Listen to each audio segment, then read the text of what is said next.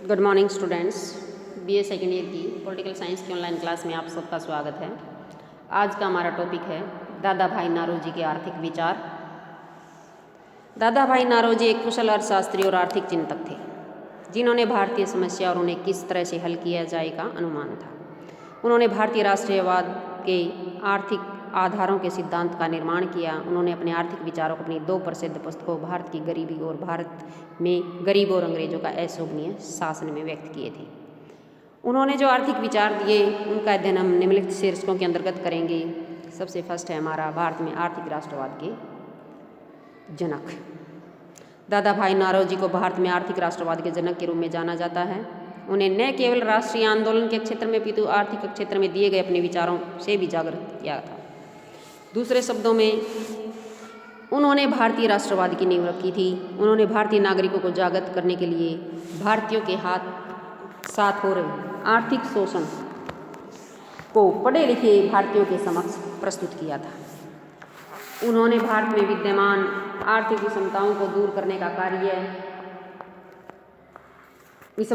करने के उपाय भी बताए थे कि भारतीयों के हाथ में अपने देश की प्रशासनिक सेवाएं, सुरक्षा, सामान्य प्रशासन का कार्य यदि सौंप दिया जाए तो इससे ब्रिटिश शासन व्यवस्था को काफ़ी लाभ प्राप्त हो सकेगा। इससे भारत का सर्वांगीण विकास संभव हो सकेगा। इसलिए जो है दादा भाई नारोजी को आर्थिक राष्ट्रवाद के जनक के रूप में जाना जाता है, क्योंकि उन्होंने भारतीयों को जागृत करने में अपना जो उनका शोषण हो रहा है उसे वो कैसे दूर छुटकारा मिल सकता है उनको, ये सब करने के लिए उन्होंने उसको भारतीय नागरिकों को जागृत किया था। इसलिए वह आर्थिक राष्ट्रवाद के जनक थे। भारत के आर्थिक शोषण के लिए ब्रिटिश शासन व्यवस्था उत्तरदायी है।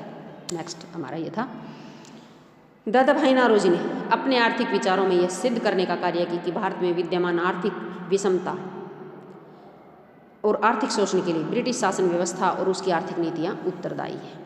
अमीर अमीर हो रहे हैं, गरीब गरीब हो रहे हैं। जो आर्थिक विषमता हमारे यहाँ फैली हुई है वो उसका क्या कारण है कि ब्रिटिश शासन का स्वरूप शोषक और दमनकारी है, क्योंकि यहाँ की जनता निर्धन जनता से करों के रूप में जो धन वसूल किया जाता है उसका एक बहुत बड़ा भाग भारतवासियों के कल्याण पर खर्च करने की अपेक्षा देश से बाहर ब्रिटेन को समृद्ध बनाने के लिए भेज दिया जाता था। इसलिए हमारे यहाँ अधिक आर्थिक विषमता थी। अतः अंग्रेजों को भारत का यह आर्थिक शोषण बंद किया जाना चाहिए और कम से कम उस भारत में कमी की जानी चाहिए जो कि न्याय की दृष्टि से उसके ऊपर नहीं डाला जाना चाहिए था। जो उनके ऊपर टैक्स का भार पड़ा था वो कम से कम उनके लिए कम होना चाहिए था। उन्होंने अंग्रेजों द्वारा भारत के आर्थिक शोषण को विश्व के सामने प्रस्तुत किया और इसके लिए ब्रिटिश शासन तंत्र को गंभीर और व्यवहारिक प्रयास करने की चेतावनी दी, ताकि भारतीयों का आर्थिक शोषण रोका जा सके और भारत का सर्वांगीण विकास हो सके। नेक्स्ट है आय व कर में अधिक अंतर। दादा भाई नारोजी का विचार था कि अंग्रेजों के द्वारा भारत की निर्धन जनता से अधिक कर वसूल किया जाता है, जबकि उसकी आमदनी बहुत कम है। भारत में आमदन और कर के मध्य अंतर ब्रिटेन की तुलना में काफ़ी अधिक था। वर्तमान में सरकार द्वारा भारतीयों से जो कर वसूला जा रहा था वह कर हमारे पूर्वजों की अपेक्षा काफ़ी अधिक है। ब्रिटेन में जो कर सरकार द्वारा अपने नागरिकों से वसूल किया जाता है उसका एक बहुत बड़ा भाग नागरिकों के कल्याण की योजनाओं पर खर्च कर देती है। मतलब कि ब्रिटेन वाले जो ब्रिटेन की जनता से कर लेते थे तो वो उसकी कल्याणकारी योजनाओं पर खर्च होता था, परंतु भारत में ऐसा नहीं होता था। भारत में जो कर इकट्ठा किया जाता था उसका ज़्यादातर भाग जो है जनता पर खर्च न कर इंग्लैंड भेज दिया जाता था। इंग्लैंड को समृद्ध बनाया जा रहा था।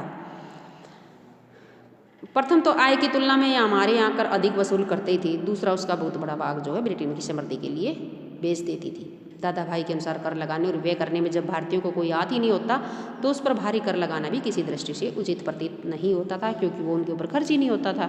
वो खर्च कहाँ होता था? ब्रिटेन की जनता पर। नेक्स्ट है हमारा श्रमिक वर्ग संबंधी विचार। दादा भाई नारोजी श्रमिक वर्ग के काफ़ी पक्षधर थे, उनको काफ़ी पसंद करते थे, उनके समर्थन में हमेशा बोलते रहते थे। दादा भाई नारोजी जो है श्रमिक वर्ग के प्रति काफ़ी सहानुभूति रखते थे।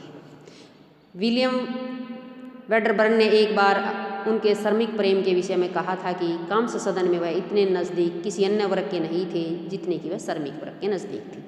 श्रमिक वर्ग को संबोधित करते हुए एक बार दादा भाई ने कहा था कि यदि मैं उत्तरी लेबेथक क्षेत्र से निर्वाचित हो जाता हूँ तो मैं एक अतिरिक्त श्रमिक सदस्य रहूँगा। ब्रिटिश उद्योगपति के प्रति उनकी गहरी रुचि विज्ञान था और श्रम की मान्यता और रक्षा हेतु उन्होंने औद्योगिक आयुक्तों के न्यायालय की स्थापना की एक योजना भी बनाई थी। उन्होंने श्रमिकों के लिए पेंशन योजना और वृद्धावस्था पेंशन की भी आरंभ की थी। इसलिए जो है श्रमिक प्रेम के कारण वह भारतीय और ब्रिटिश श्रमिकों में काफ़ी प्रिय थे। नेक्स्ट है उच्च पदों से भारतीयों को वंचित रखना। दादा भाई नारोजी ने यह विचार प्रस्तुत किया कि ब्रिटिश शासन व्यवस्था जानबूझकर एक सोची समझी रणनीति के अंतर्गत भारतीयों को उच्च पदों से वंचित रखना चाहती है। इसके कारण भारत में नैतिक शोषण की तैयारी आरंभ कर दी गई है। भारतीयों को उप संग्रहक, अतिरिक्त सहायक आयुक्त, उप पुलिस अधीक्षक के पद तक ही सीमित रखने के प्रयास किए जाते हैं। प्रशासन के वह उच्च पदों पर नियुक्त नहीं हो सकते थे जिन पदों के लिए वह उपयुक्त थे। जिसके अंदर उन पदों पर नियुक्त होने की योग्यता भी थी, उन पदों से उनको वंचित रखा जाता था। दादा भाई जन सेवाओं का भारतीयकरण करने के इच्छुक थे ताकि प्रशासनिक व्यय को कम किया जा सके। इसी संदर्भ में उन्हें हंटर आयोग की सिफारिश को याद दिलवाते हुए लिखा है कि यदि हम भारतीय जनता के द्वारा कुशलतापूर्वक और मितव्ययी तौर पर शासन चला सकते हैं तो हमें ऐसा करना चाहिए। इसलिए वो उच्च पदों के लिए भारतीयों को उचित मानते थे, योग्य मानते थे, कुशल मानते थे और उच्च पदों पर भारतीयों की नियुक्ति का समर्थन करते थे।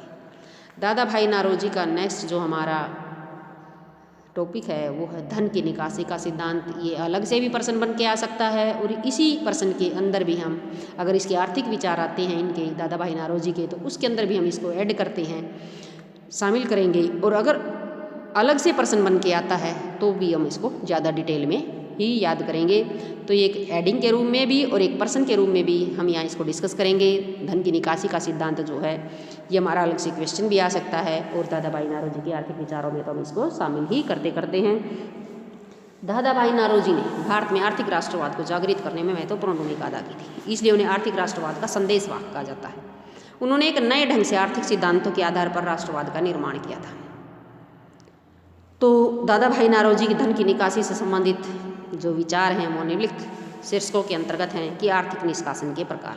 आर्थिक निष्कासन का मतलब होता है कि हमारा देश, हमारा पैसा जो, हमारा धन जो है दूसरे देशों में जा रहा है और उसके क्या प्रकार हैं, किस तरीके से जा रहा है। इसमें पहला प्रकार है कि आर्थिक निष्कासन के अंदर ब्रिटिश शासन द्वारा भारत में नियुक्त अपने अधिकारियों, कर्मचारियों और सेना को दिए जाने वाले वेतन, सेवानिवृत्त कर्मचारियों को दी जाने वाली पेंशन और ब्रिटेन में स्थित भारत प्रशासन से संबंधित कर्मचारियों अधिकारियों की वेतन व भत्तों को शामिल किया जाता है, जो कि प्रति वर्ष लगभग 4 करोड़ पाउंड के आसपास होता था। और यह धन प्रति वर्ष ब्रिटेन जा रहा था, इसमें प्रति वर्ष वृद्धि हो रही थी। वो यहाँ के कर्मचारी जो वहाँ काम कर रहे हैं उनकी भी वेतन यहाँ से देते थे और ब्रिटेन के अधिकारी कर्मचारी जो हमारे देश में काम कर रहे थे उनका वेतन भी हमारे देश से ही देते थे। तो सभी प्रकार के कर्मचारियों का वेतन भत्ते हमारे देश से दिए जा रहे थे, इसलिए हमारा बहुत ज़्यादा धन जो है ब्रिटेन निष्कासित हो रहा था। और दूसरा कारण था कि आर्थिक निष्कासन के अंतर्गत यूरोपवासियों व व्यापारियों द्वारा भारत में किए गए अपने व्यापार से प्राप्त लाभांश पूर्ण रूप से यूरोप को भेजे जाने वाली करोड़ों पाउंड की राशि को